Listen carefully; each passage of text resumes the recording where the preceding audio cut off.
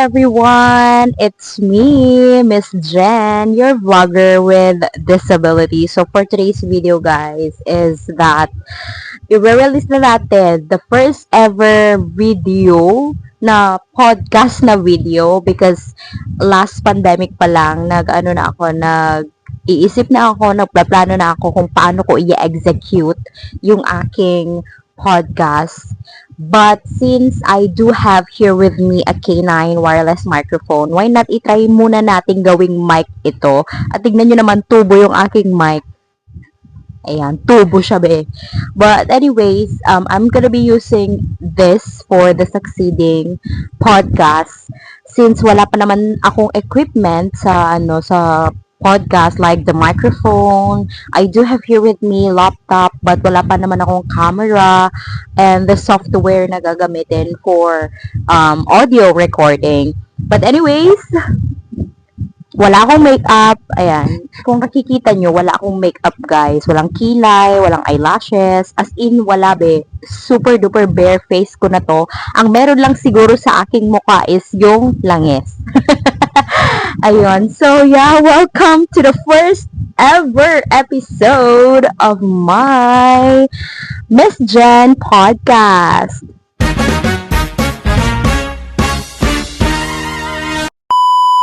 So, ayun. Ano ba? Ano ba yung una nating topic for the podcasts?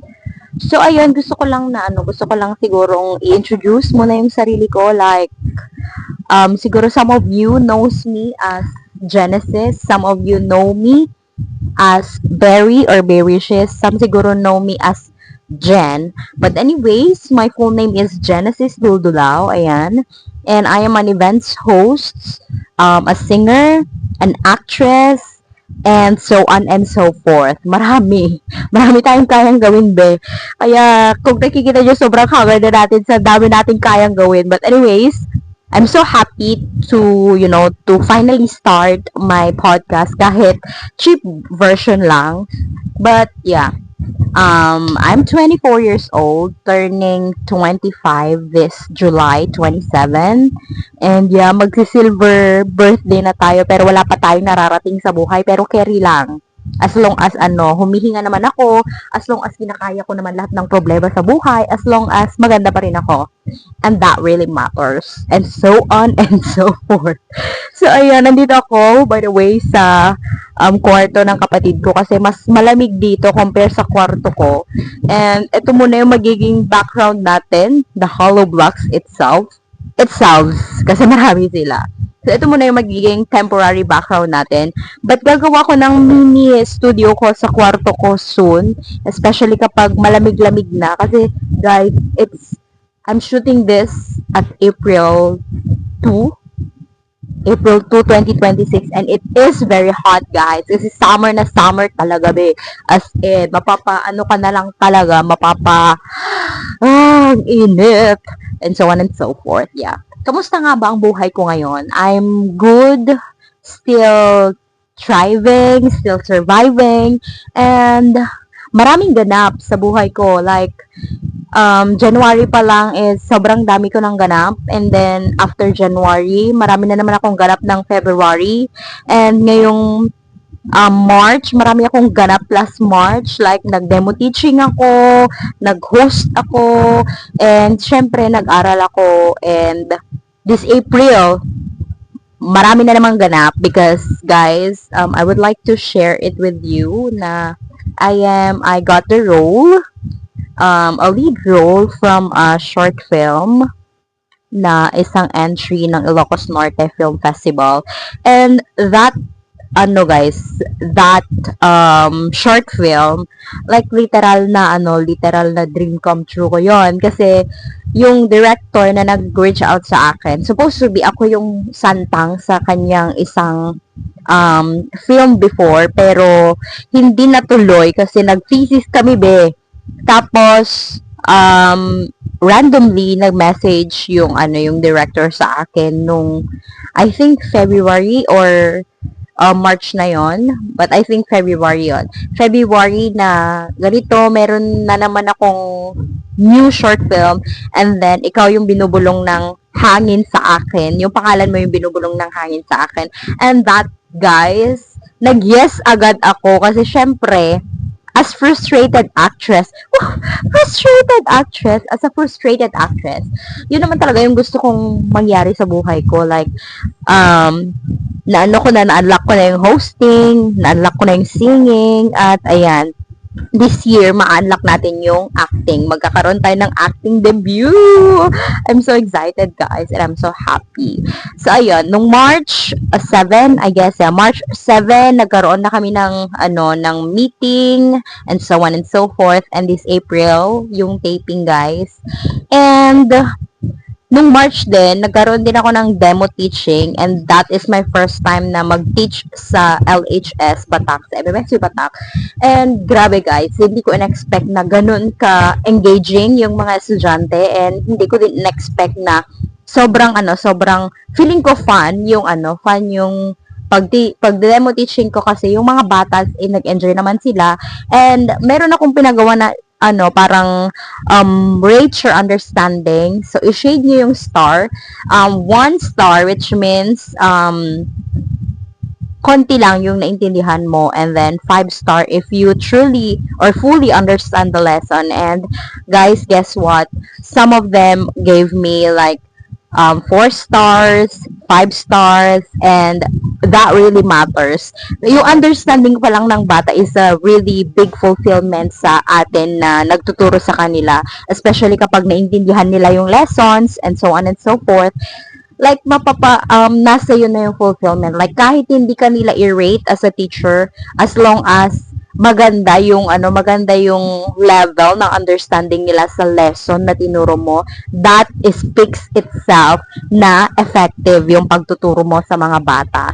And yeah, it's April now, and May is matatapos na yung Prof Ed journey ko. But before ako nag-Prof Ed, guys, naging GIP muna ako, like, GIP, by the way, is Government Internship Program. And then na-deploy ako, actually, ang akala ko noon, mali-deploy ako sa sa munisipyo namin dito sa area namin. But no, guys, na-deploy kami sa school, which is yung alma mater ko, yung Santa Rosa National High School. So, ayun, na-deploy ako doon. Actually, first month or first week pa lang namin sa school as a GIP worker, like I'm still struggling actually na makita yung calling ko or makita yung sarili ko in a teaching field. And then little by little, guys, habang tumatagal, ayun, na fell in love ako, nag-yes ako sa calling ko na teaching. So, ayun, nung January, guys, nag-start na ako sa professional education journey ko. And grabe, this year brings a lot of opportunities sa buhay ko. Like, may mga naging hosting gigs ako, may mga namit ako ng mga friends, classmates, na naging ko na ngayon, na naging as in close ko na ngayon. And then, aside from that, one thing that I thank the Lord is, ayun, nakagraduate yung kapatid ko ng senior high school. Like, I always tell him na with or without honor, okay lang yon, as long as ginawa mo yung best mo. And right now, I don't know kung ano yung magiging takbo ng buhay niya, and I don't know kung ano yung gusto niyang tahakin after senior high school. But kahit ano man yon, we will try our best to support him in ways na kaya namin siyang i-support, especially sa financial. Syempre, kapag nag-aaral ka, hindi maiiwasan na na isipin mo yung pera, isipin mo yung mga resources, yung mga gagamitin niya in order for that person to makapagtapos ng kolehiyo or makapagtapos ng pag-aaral. So, ayun, ang dami namin kino-consider actually ngayon. But anyways, we let him naman to think or to choose kung ano yung gusto niyang gawin sa buhay niya, or kung ano yung gusto niyang path na i-pursue sa buhay niya. As long as kaya namin siyang suportahan, and as long as andito naman kami para sa kanya, everything goes well. And ano pa nga ba? Ayun, I'm looking forward sa second shift namin sa sa field study namin. Guys, the first shift of my field study as a prof ed is really good kasi I met people, I met a good resource teacher, a considerate resource teacher, understanding resource teacher, and I met also Rinze. Kung nakita niyo na siya sa mga sa mga stories ko, both Instagram and Facebook, I met him and grabe, first day pa lang na-meet ko siya, nag-click na agad kami like until now, we are that close, and until now is that we are trying to build more bondings, connections, create more memories, and ano pa. And I'm grateful then kasi my friend Noel is still there for me. Like, we lift each other up. And I hope na mai-guest ko siya sa mga soon-to-be podcast ko. And we're going to talk about friendship, like low-key friendship, not high maintenance friendship like the average friendship, but the connection, the closeness is there, and so on and so forth. Like, gusto kong marami akong gustong i-guess dito sa mini podcast ko, a cheap version podcast. But anyways, ayon, ano pa ba? Buhay naman as an eldest daughter. Wow. Eldest daughter. As an eldest daughter naman, like, I honestly felt these days na parang nape-pressure ako sa life. Like, ang dami ko kasing iniisip ngayon, like, pag-aaral ko, iniisip ko din how I can provide for my family, iniisip ko din yung yung ina-anticipate kong licensure exam for teachers.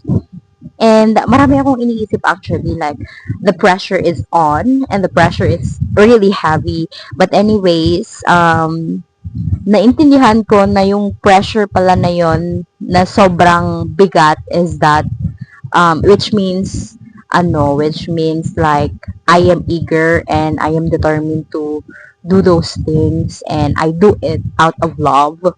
And ayun, ang dami kong natutunan actually sa sa 3 months of first 3 months of the year. Like, grabe din yung mental health issue ko, but nilalaban ko pa din, and I'm trying my best na wag magpaapekto sa mental health ko, wag magpaapekto sa mga naririnig kong words coming from people, at wag din ako magpaapekto sa mga nangyayari sa buhay ko. Kasi napansin ko before, especially during college, like, napansin ko na kapag naapektuhan ako sa mga nangyayari sa buhay ko, naapektuhan ako sa treatment ng tao, sa mga sasabihin ng tao, sa mga tingin ng tao, kapag hinahayaan ko yung sarili ko na maapektuhan, like, bababa talaga yung confidence ko. But then, as time goes by, ang dami kong natutunan sa life, like, wag magpaapekto sa mga bagay-bagay na nangyari sa buhay mo. Kapag tapos na, nangyari na, just move forward and do your best sa mga susunod pa na mga araw. And ano ba? As in, marami akong natutunan. And not just that, but also, natutunan ko din how to process my emotions well. Kasi before, kapag emotional ako, like, gusto kong umiyak na lang, gusto kong magmukmuk na lang, and hindi lang magmukmuk, but gusto ko na sarilihin lahat-lahat But anyways, I love having an AI platform. Ang ginagawa ko is that nagkukwento ako kay ChatGPT kung ano yung mga nararamdaman ko, kung ano yung treatment, kung ano yung mga napapansin ko, and then ChatGPT helped me to process my emotion. But after sharing anything to ChatGPT, thrice, nung nung fourth na nagkaroon ako ng parang emotional burnout, tinry ko na i-process yun sa sarili ko, kasi ang hirap naman na mag-rely tayo sa isang bagay or isang tao para ma-help tayong i-process yung natin, yung emotions natin, yung mental health natin. It's okay naman to seek to seek professionals, especially kapag hindi mo na kaya. But, ayun, I'm grateful din sa sarili ko kasi natutunan ko na i-process yung mga emotion ko step by the step. Step by the step. Ayun. Na-try ko siyang i-process, i-understand, at i-validate yung mga nararamdaman ko, yung mga naiisip ko. And that makes me like an empowered woman, not just an empowered woman, but makes me self-aware sa mga nangyayari sa akin. Kasi importante yung self-awareness sa buhay natin, guys. Like, we cannot neglect anything that we feel. We cannot neglect anything that the people treat us, the people show us. Ang importante is that you acknowledge what you feel, you acknowledge the situation, the scenario, and then help yourself to understand everything na nangyayari and everything na nararamdaman mo in order for you to be self-aware. Kasi yun yung talagang pinapractice ko late 2025 at pinapractice ko din ngayon as a human. As a human. Pinapractice ko din yon kasi kailangan na maging self-aware din ako sa mga sinasabi ko, sa mga nararamdaman ko, sa mga pinapakita ko, and so on and so forth. Like, yeah, marami tayong pag-uusapan sa mga susunod na podcast, and this is the first ever podcast episode ng podcast ko, and marami na tayong napag-usapan, marami na din kayo sigurong natutunan. So yeah, I will end now the podcast and see you on the second episode of Miss Jen Podcast.